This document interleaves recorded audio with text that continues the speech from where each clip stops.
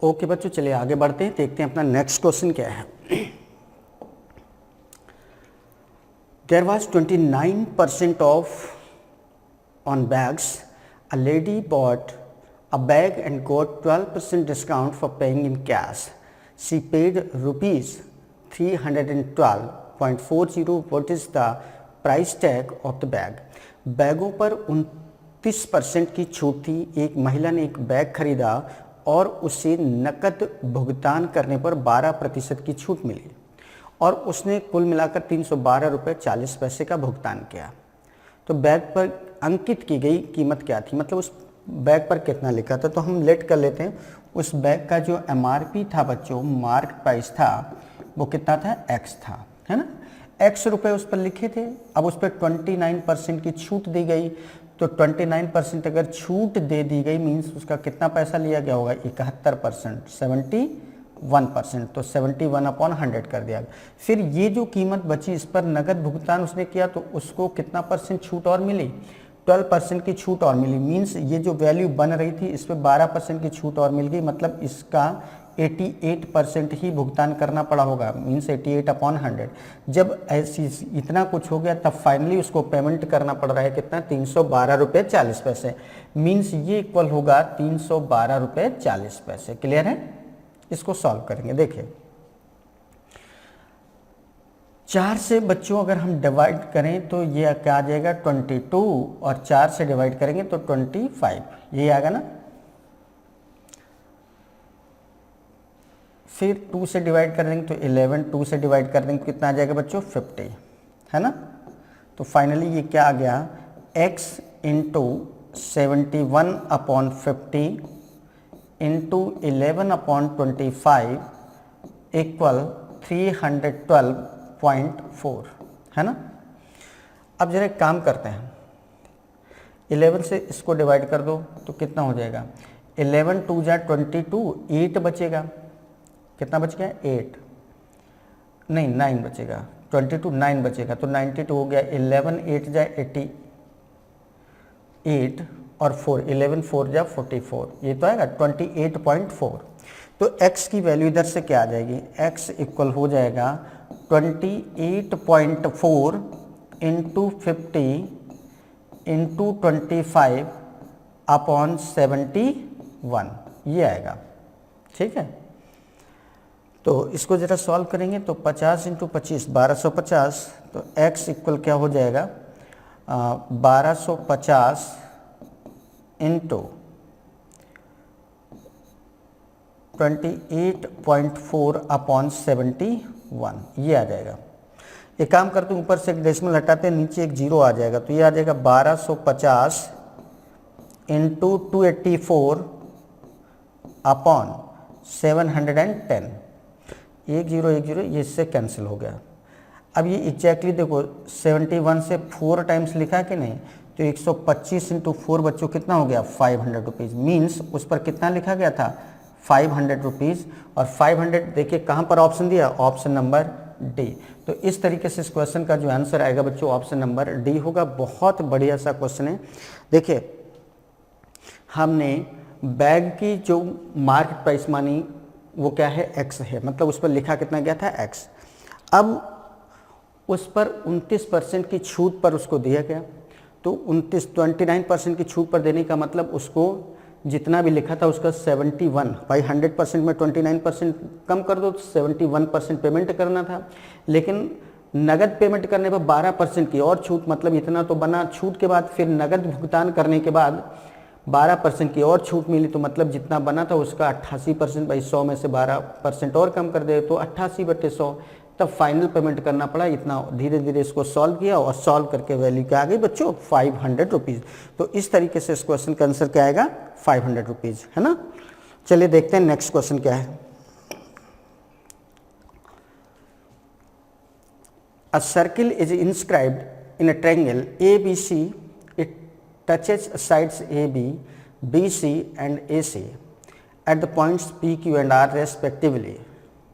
If BP equals 6.5 cm, CQ equal 4.5 cm, AR equal 5.5 cm, then the perimeter of the triangle ABC. त्रिभुज A B C के अंदर एक वृत्त बनाया गया है। यह ए बी बी सी और ए सी भुजाओं को क्रमशः पी क्यू और आर बिंदुओं पर स्पर्श करता है। बी पी बराबर 6.5 centimetre, C Q equal 4.5 centimetre और ए आर इक्वल 5.5 सेंटीमीटर। तो त्रिभुज ए बी सी की परिमिति मतलब पेरीमीटर क्या होगा? देखिए, एक ये ट्रायंगल हम लोग बनाएंगे इस तरीके से, ऐसे ये ट्रायंगल है ना। अब इस पर एक सर्किल जो ऐसे से टच कर रहा है तीनों साइड्स को, ये सर्किल हो गया, है ना। ये है ए बी और ये सी, ये पॉइंट है पी, ये क्यू और ये आर पॉइंट पे टच कर रहा था, ठीक है ना। अब देखो क्या क्या गिवन है। B P equal 6.5, B P ये बी पी ये 6.5 है ना। सी क्यू इक्वल 4.5 है और ए आर इक्वल ये 5.5 है। कितना है? 5.5। बच्चों, जब भी ये सिचुएशन होती है, जब ट्रायंगल के अंदर एक सर्कल इंस्क्राइब किया जाता है और वो भुजाओं को स्पर्श करता है, तो एक बात हमेशा ध्यान रखना, जितना ये पार्ट है उतना ही ये होगा। मीन्स अगर ये 5.5 है तो डेफिनेटली ये 5.5 होगा, ये 4.5 होगा तो ये 4.5 होगा, ये 6.5 है तो डेफिनेटली ये भी 6.5 होगा। क्लियर है? ये चीज़ आ गई। तो देखो यहाँ से अगर हम ए बी साइड की बात करें तो ए बी इक्वल क्या हो जाएगा बताओ? ए बी इक्वल हो जाएगा 6.5 plus 6.5 means 13 centimetre. B C की बात करें तो बी सी इक्वल क्या हो जाएगा? 4.5 प्लस 4.5 मीन्स 9 सेंटीमीटर। और ए सी की अगर बात करेंगे तो ए सी इक्वल क्या हो जाएगा? 5.5 प्लस 5.5 मीन्स 11 सेंटीमीटर, है ना। अब हमें ए बी बी सी और सी ए तीनों पता चल गए। Then perimeter of triangle, then perimeter of triangle,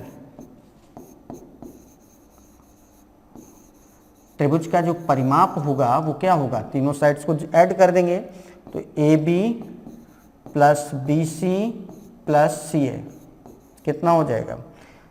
13 plus 9 plus 11, 11 9 20 13 33, 33 centimetre. तो इस तरीके से बच्चों इस ट्रायंगल का जो पेरीमीटर आएगा वो क्या आएगा? 33, जो कि ऑप्शन नंबर सी में दिया है।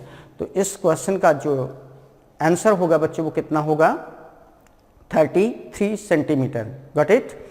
बढ़िया क्वेश्चन था। देखिए, बस क्या काम करना था, ये ध्यान रखना कि जब भी कभी किसी ट्रायंगल के अंदर हम सर्कल बनाते हैं और वो सर्कल इसकी तीनों भुजाओं को स्पर्श कर रहा होता है, तो ऐसे में जितना ये पार्ट है उतना ही ये पार्ट होगा, जितना ये पार्ट है उतना ही ये पार्ट होगा, या जितना ये पार्ट है उतना ही ये पार्ट होगा।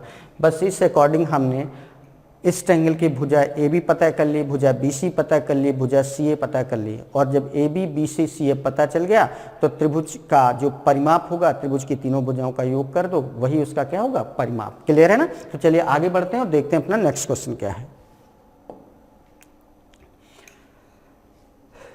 A man bought 2 articles for ₹2650 each. He sold one article at 10% profit and another at 5% profit. The total profit percentage he earned. किसी व्यक्ति ने 2 वस्तुएं खरीदी, प्रत्येक की कीमत 2650 रुपये है। उसने एक वस्तु को 10% लाभ पर तथा दूसरी को 5% लाभ पर बेच दिया, तो उसको कुल लाभ कितना प्रतिशत हुआ? ठीक है, देखिए, एक चीज़ खरीदी गई कितने में? 2650 में। दूसरी चीज़ भी खरीदी गई कितने में? 2650 में। कुल मिला के पैसा कितना खर्च हुआ खरीदने में? 5300 रुपीज़। कितना रुपया? 5300 रुपया खर्च हुआ। अब देखो, जब बेचा तो पहली चीज़ को 10% प्रॉफिट पर, तो 2650 इंटू 110/100, 10% प्रॉफिट का मतलब होता है किसी भी चीज़ को 110% पर बेचना, प्लस दूसरी चीज़ को 5% प्रॉफिट पर, तो 2650 इंटू 105/100, है ना। बस इसको सॉल्व करना है। सॉल्व करिए। 1 0 1 0 यहाँ से कैंसिल, 1 0 1 0 यहाँ से कैंसिल, कितना आएगा? 11 5 जा 55 मीन्स 5, 11 6 जा 66 एंड 5 71 7, 11 2 जा 22 एंड 7 29, 2915 ही आ गया, प्लस 5 से डिवाइड करेंगे, 0 0 कैंसिल, 5 से डिवाइड करेंगे तो 21 आ जाएगा और ये 2 आ जाएगा, है ना। कितना आ जाएगा, 21 पंचे 105 मतलब 5, 10 21 छक्के 126, 10 से 136, 13 21 दूना 42 और 13 55 बटे 2, है ना। सॉल्व करेंगे तो बच्चों कितना आ जाएगा, 2915 प्लस 2 से डिवाइड करो, 2 दूना 4 और 1 बचा, 2 सत्ते 14, 1 बचा, 2 अट्ठे 16.25, है ना, ये आ जाएगा। कितना आ गया, सॉरी ये डेसिमल यहाँ पर आएगा तो कितना आ जाएगा, ये डेसिमल यहाँ पर आएगा, क्लियर। 2782.5, तो टोटल उसको कितना मिला, देखिए 527, ये 0.5 ऐसे लिख दिया, 527 189 976 22415, है ना। मीन्स उसको मिल रहा है 5,697 रुपये 50 पैसे। खर्च कितना किया था बच्चों, इतना 5300 खर्च किया था, मिला कितना 5697.5। तो प्रॉफिट कितना मिल रहा है बताओ, इसमें से इसको क्या कर देंगे माइनस, तो प्रॉफिट कितना मिल रहा है 5697.5 माइनस 5300, तो कितना प्रॉफिट मिल रहा है 397.5 का प्रॉफिट मिल रहा है, 397.5 का प्रॉफिट। ये प्रॉफिट हमें इसके बेस बताना कितना है, तो 397.5 अपॉन 5300 इंटू क्या कर देंगे 100, है ना। तो 20 बच्चों 20 कैंसिल, अब 53 से डिवाइड कर लो इसको, 53 से डिवाइड करोगे 397.5, तो देखो 7 बार तो ये चला ही जाएगा, है ना। 7 3 जा 51, 7 3 जा 21, 2 7 5 जा 35 एंड 2 37, कितना आ गया 716972, पॉइंट लगा देंगे 5, 53 5 जाए एग्जैक्ट 7.5%। तो देखिए 7.5% कहाँ पर आंसर दिया, ऑप्शन नंबर सी। तो इस तरीके से इस क्वेश्चन का जो आंसर आएगा वो बच्चों कितना आ जाएगा, ऑप्शन नंबर सी। तो देखा आपने कितना बढ़िया से इस क्वेश्चन को हम लोगों ने सॉल्व किया है। कुछ नहीं, बस क्या किया गया, देखिए एक चीज़ को 2650 में खरीदा था, दूसरी चीज़ को भी 2650 में खरीदा, कुल मिलाकर खरीदने में कितना पैसा लगा 5300 रुपये। फिर कह रहे हैं एक चीज़ को इसने 10% प्रॉफिट पर बेच दिया तो 2650 इंटू 110/100 कर दिया, मतलब इतना पैसा मिला होगा। दूसरी चीज़ को 5% प्रॉफिट पर सेल किया, मतलब 2650 का 105% निकाल लिया तो इतने में बेचा होगा। इसको सॉल्व किया तो 2915 आ गया, इसको सॉल्व किया तो 2782 रुपये 50 पैसे, कुल मिलाकर उसको पैसा कितना मिला 5697 रुपये 50 पैसे। इतना पैसा मिला। खर्च इसने इतना किया था, खर्च किया था 5300, मिला 5697 रुपये 50 पैसे, तो प्रॉफिट कितने का हुआ 397.5 का। अब ये प्रॉफिट हमें परसेंटेज में काउंट करना था और प्रॉफिट या लॉस का जो परसेंटेज निकालते हैं on the basis of cost price निकालते हैं। तो कॉस्ट प्राइस क्या थी 5300 जो है 5300 के बेस पर थी 397 रुपये 50 पैसे, उसका कितना परसेंट बचा बना ये हमने काउंट यहाँ से कर लिया, तो आंसर क्या आ गया 7.5%। तो इस तरीके से ये क्वेश्चन था। चलिए देखते हैं नेक्स्ट क्वेश्चन क्या है। In a triangle ABC, the bisector of angle B and angle C meet at point O within the triangle. If is given that which among the given option is true? त्रिभुज ABC में कोण B और कोण C के समद्विभाजक त्रिभुज के भीतर बिंदु O पर मिलते हैं। अगर कोण A दिया गया है तो निम्नलिखित विकल्पों में से कौन सा सही है। देखिए अगर इस तरीके से कोई ट्रायंगल दिया है A B और C, इस कोण का समद्विभाजक ये है, इस कोण का समद्विभाजक ये है और ये दोनों इस पॉइंट पर मिलते हैं, तो इस पॉइंट पर जो एंगल ये पॉइंट है O, तो ऐसे में ये जो एंगल बनता है ये एंगल होता है डायरेक्टली एंगल BOC इक्वल होता है, थ्योरम होती है 90 degree plus half of angle A/2। तो इस तरीके से अगर आंसर हम देखेंगे तो जो पहला ऑप्शन है angle B O C equal 90 degree plus angle A by 2, यही इसका सही आंसर है। तो ये डायरेक्ट आपका थ्योरम पर बेस्ड क्वेश्चन था, कुछ भी नहीं करना था, डायरेक्ट आपका थ्योरम लिखी है। Angle B O C equal क्या होता है 90 degree plus angle A by 2। ठीक है, चलिए नेक्स्ट क्वेश्चन देखते हैं। If tan x equal cot 65 degree plus 9x then what is the value of x। देखिए tan x इक्वल क्या दिया है बच्चों, cot 65 degree, cot 65 degree plus 9x। तो x की वैल्यू क्या है, देखिए यहाँ tan लिखा है, यहाँ cot लिखा है, tan को cot में या cot को tan में चेंज कर लो, है ना। तो tan x लिखा है, इसको हम लिख सकते हैं cot 90 माइनस एक्स, लिख सकते हैं ना। cot 90 minus theta tan theta होता है, या tan 90 minus theta cot theta. तो जहाँ पर tan x लिखा था वहाँ पर हमने लिख दिया cot 90 माइनस एक्स और इक्वल ये हो गया cot 65 प्लस 9x हो गया। अब देखो इधर भी बच्चों cot आ गया, इधर भी अब कंपैरिजन कर दो, तो 90 माइनस एक्स इक्वल क्या हो जाएगा 65 प्लस 9x हुआ। ये 90 माइनस 65 हो जाएगा तो कितना आ जाएगा 25 इक्वल, ये उधर जाएगा तो प्लस में हो जाएगा, तो 9x प्लस x 10x हो जाएगा। तो x की वैल्यू क्या आ जाएगी बच्चों 25/10, 25/10 मीन्स 2.5 डिग्री। कितना हो जाएगा 2.5 डिग्री, और 2.5 degree means option number A. तो इस क्वेश्चन का जो आंसर है वो ऑप्शन नंबर ए होगा। बस कुछ नहीं करना था, tan x equal cot 65 degree plus 9x दिया था, तो tan x को हमने क्या लिख दिया cot 90 माइनस एक्स, क्योंकि tan थीटा इक्वल होता है cot 90 माइनस थीटा, या cot थीटा होता है tan 90 माइनस थीटा। तो tan x की जगह cot 90 माइनस एक्स लिख दिया, इधर ये लिखा था। अब दोनों तरफ cot हो गया, तो अब फिर क्या कंपेरिजन कर दी, तो 90 minus x equal 65 plus 9x। 90 में 65 माइनस किया तो 25, ये उधर जाएगा तो प्लस का होगा, 25 इक्वल 10x, तो x की वैल्यू 2.5 डिग्री। इस तरीके से ऑप्शन नंबर 1 आ गया ए। नेक्स्ट क्वेश्चन है the simplified value of 5 of 8 minus 6 plus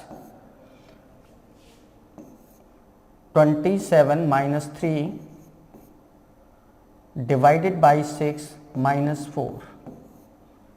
ठीक है, चले 5 ऑफ 8 बॉडमास रूल के अकॉर्डिंग पहले ऑफ सॉल्व कर लेंगे, तो 5 ऑफ 8 8 5 जा 40 हो गया, minus 6 plus 27 minus 3 24 divided by 6 है, तो डिवाइडेड बाई 6 कर दिया, माइनस 4 कितना हो 40 minus 6 plus 24 divided by 6 means 4 minus 4, है ना। कितना आ जाएगा 40 minus 6 plus 4 minus 4 0, 40 minus 6 that is 34। तो इस तरीके से इस क्वेश्चन का आंसर बच्चों क्या आ जाएगा 34 यहाँ पर नहीं दिया है, इसको सही कर लो, कोई भी ऑप्शन एक 34 बना लेते हैं। सपोज ये फर्स्ट ऑप्शन ही 34 है, तो इसकी जगह लिख लो 34, है ना। ये क्या था 34, तो इस तरीके से इसका आंसर आ जाए, क्योंकि बिल्कुल करेक्ट क्वेश्चन है, कहीं कोई दिक्कत नहीं है, बस ऑप्शन गलत लिखे हैं यहाँ पर। तो चलिए बात कर लेते हैं नेक्स्ट क्वेश्चन के। x minus 1/x equal 10 then x cube minus 1/x cube की वैल्यू क्या होगी। x माइनस 1/x इक्वल 10 है, तो x cube minus 1/x cube की वैल्यू क्या होगी। बहुत बढ़िया सा क्वेश्चन है, चलिए सॉल्व करते हैं। देखिए x माइनस 1/x इक्वल क्या है बच्चों 10, x माइनस 1/x इक्वल 10 ये गिवन है। तो हमसे पूछा गया है x cube minus 1/x cube, x cube minus 1/x cube, ये क्या होगा। ठीक, चलिए इसको सॉल्व करते हैं। तो ये हो जाएगा x cube minus 1/x cube, ये हो जाएगा आपका x माइनस 1/x का whole cube plus 3ab means x into 1/x और ब्रैकेट में x माइनस 1/x, ये हो जाएगा। क्लियर है। अब देखो x माइनस 1/x की वैल्यू क्या दिया 10, तो 10 का क्यूब हो गया प्लस 3 एक्स एक्स कैंसिल हो जाएगा, x माइनस 1 अपॉन एक्स की वैल्यू 10, कितना हो गया 10 का क्यूब बच्चों क्या होता है 1000, ठीक है, प्लस 3 इंटू 10 30, तो कितना हो जाएगा 1030, और इस तरीके से इसका आंसर 1030 जो कि ऑप्शन नंबर सी में दिया, तो इसका ऑप्शन नंबर सी आंसर होगा। क्या किया गया है देखिए, x minus 1 upon x equal क्या दिया है 10 दिया है, हमसे पूछा गया है X cube minus 1 upon X cube, तो ये क्या होता है X cube minus 1 upon X cube होता है एक्स माइनस 1 अपॉन एक्स का whole cube plus 3x into 1 upon X, bracket में x माइनस 1 अपॉन एक्स हो जाएगा, ठीक है। अब जो वैल्यू है उसकी वैल्यू रख के सॉल्व कर लिया, तो इसका आंसर क्या आ गया 1030। नेक्स्ट क्वेश्चन देखते हैं, इफ x4 प्लस एक्स की पावर माइनस 4, ये सही कर लो, x4 प्लस एक्स की पावर माइनस 4 है, x की पावर माइनस 4 इक्वल 2207, जहां पर x की वैल्यू 0 से ज्यादा है, then the value of x plus X minus 1 है ना, x माइनस 1 ये है का मान है। देखिए x की पावर 4 प्लस x की पावर माइनस 4 इक्वल कितना दिया है बच्चों 2207, 2207, इसको हम लिख सकते हैं x की पावर 4 प्लस 1 अपॉन एक्स की पावर 4 है ना, इक्वल 2207, ये आ गया। एक काम करते हैं बच्चों, दोनों तरफ 2 ऐड कर देते हैं, तो ये क्या बन जाएगा x की पावर 4 प्लस 1 अपॉन एक्स की पावर 4 प्लस 2 इक्वल 2207 प्लस 2 कर देंगे तो कितना आ जाएगा 2209 आ जाएगा। अब ये क्या लिखा है देखो ध्यान दो, ये लिखा है x square plus 1 upon x square का होल स्क्वायर लिखा है।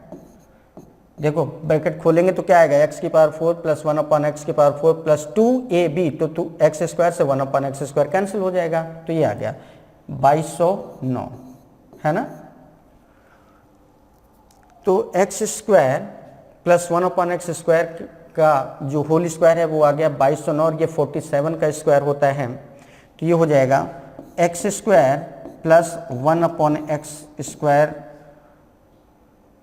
का होल स्क्वायर इक्वल 47 का स्क्वायर, तो इससे x square plus 1 upon x square की वैल्यू बच्चों क्या आ जाएगी 47 आ गया।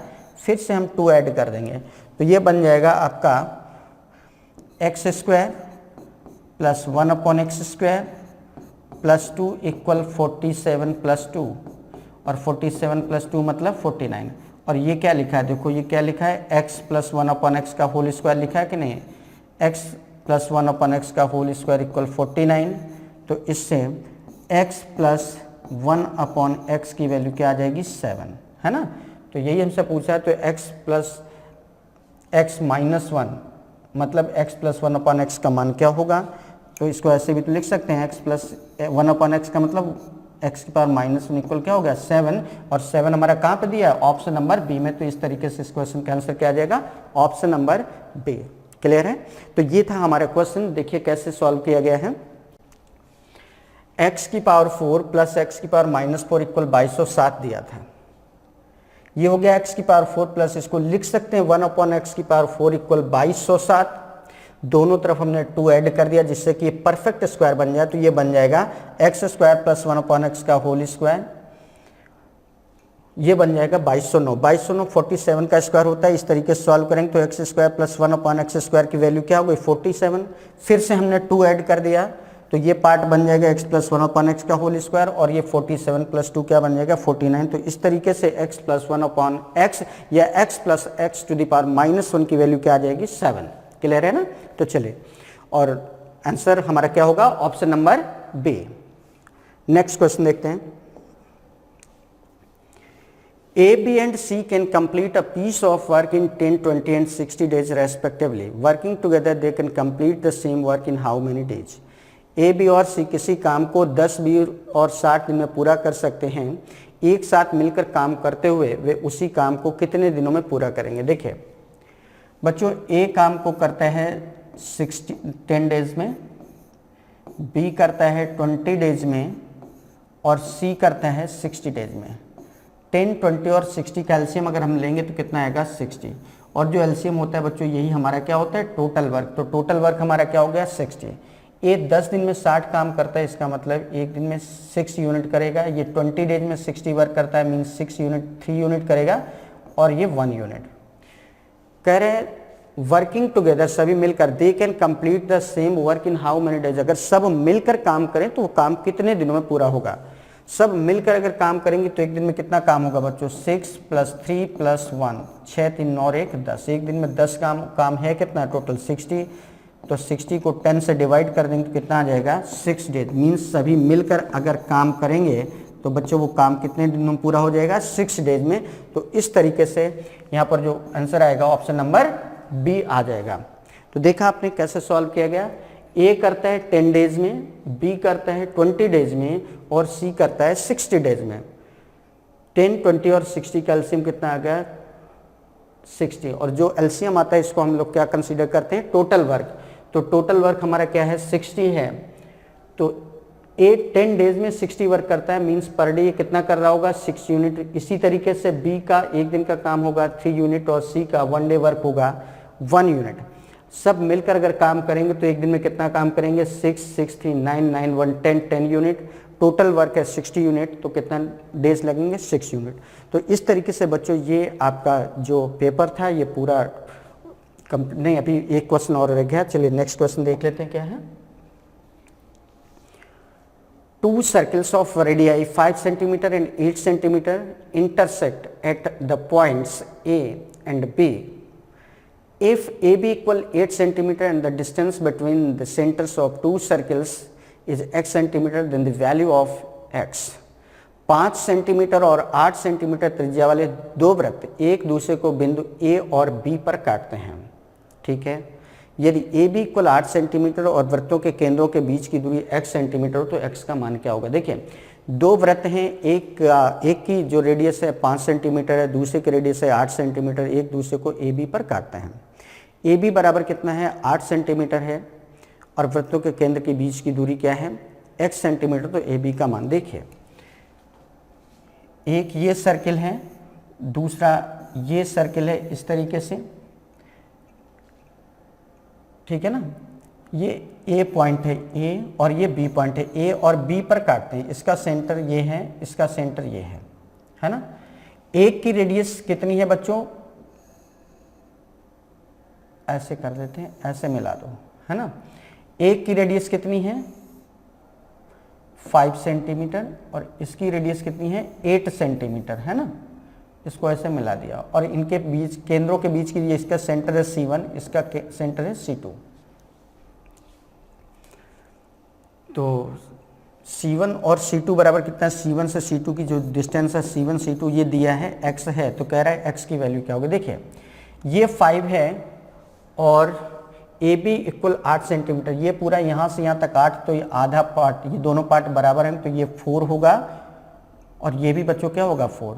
अब ये राइट एंगल ट्रायंगल बन रहा है, इधर ये राइट एंगल ट्रायंगल बन रहा है, तो इस ट्रायंगल में देखिए अगर इसका नाम हम कुछ भी लिख ले, मान लो ये O है, तो इस ट्रायंगल में C1O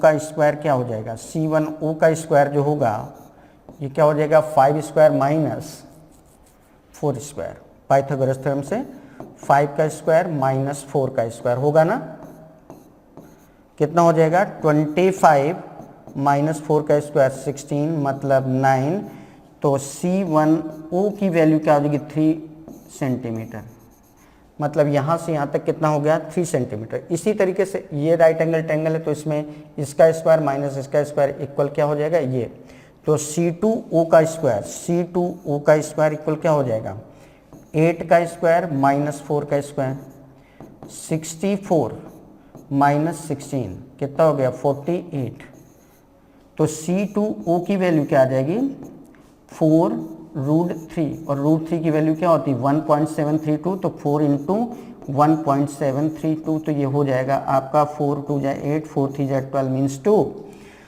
और 69 6.928। बच्चों C1O मतलब यहाँ से यहाँ तक की वैल्यू आ रही 3 सेंटीमीटर, C2O आ रहा है 6.928 सेंटीमीटर।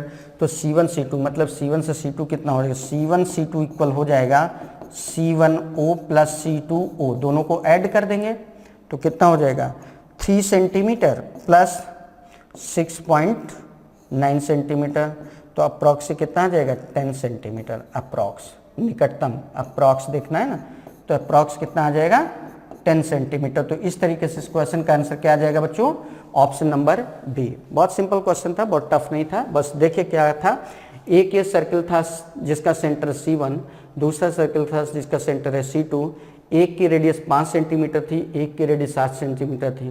फिर ये जो कट करने के पॉइंट थे उनका नाम दिया था, ये पॉइंट ए है, ये पॉइंट बी है, ए बी बराबर 8 दिया था, तो ये यहाँ से यहाँ तक 4 हो जाएगा, यहाँ से यहाँ तक 4 बिल्कुल बराबर पार्ट होंगे, ठीक है ना।